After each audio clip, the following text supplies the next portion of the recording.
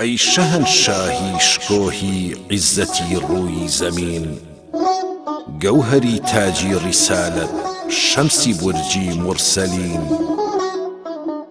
زینەتی نووری نبووەت، تاجداری موڵکی دین، مەطلعی سوبحی سەعادەت، مەزهەری سیدق و یەقین.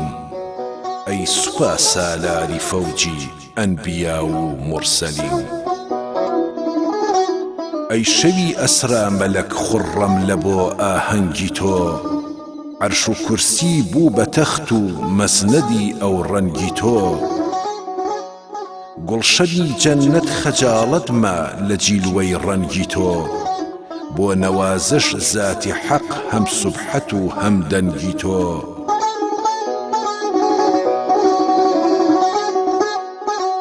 شاهدی تعزیمی تۆ بوو شاتری ڕوح الئەمین، من گەدا و بێنەوا تۆش خاوەنی گەنج و کەریم، من نەخۆش و بێدەوا هەر تۆی دەوا بەخش و حەکیم.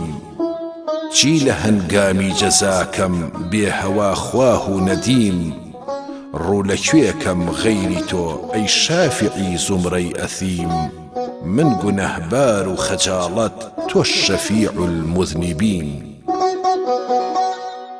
با بکەم شیوەن لە داخی باخی عومری بێ سەمەر، دەستە ئەژنۆ دابنیشم وەک هەتیوی بێ پدەر.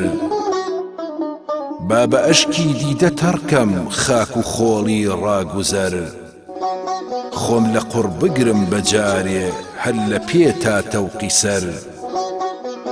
بەڵکو لوتفی شاهی لەولاک بێ نەجاتم دا لە شین، شەرمەزار و سەرفگەندە و غافڵ و دێوانە خۆم، بێ شوعاعی معریفەت بێ نور و بێ پەروانە خۆم.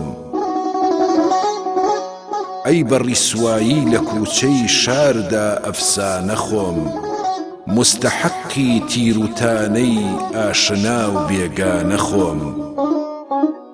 واجبی ڕەحمەم بەسە یا ڕەحمەتەن للعالەمین، بوردەباری دەستی نەفسی کافری ئەممارە خۆم، بێزەخیرە و زادی ڕێگەی ئاخیرەت بێچارە خۆم. ڕوت و قوتی مەحشەر و بێسایە و ئاوارە خۆم، دەستە پاچە و ڕووسیاه و عاجز و بێکارە خۆم. بێ بە فریادم لەوێدا یا دەلیل الحائرین. ناریە ئامادە بە نزدیکە هەنگامی سەفەر، مەنزڵت دوور و درێژ و چۆڵە ڕێگەت پڕخەتەر. تابەکەی غەفڵەت نوشینی خاکی ئەی خاکت بەسەر، ڕوو لە ڕەوضەی مستەفاکە بێژە یا خەیر البەشەر. نیمە تۆشەی ڕێگە جووز ئیخلاسی ئالی تاهیرین.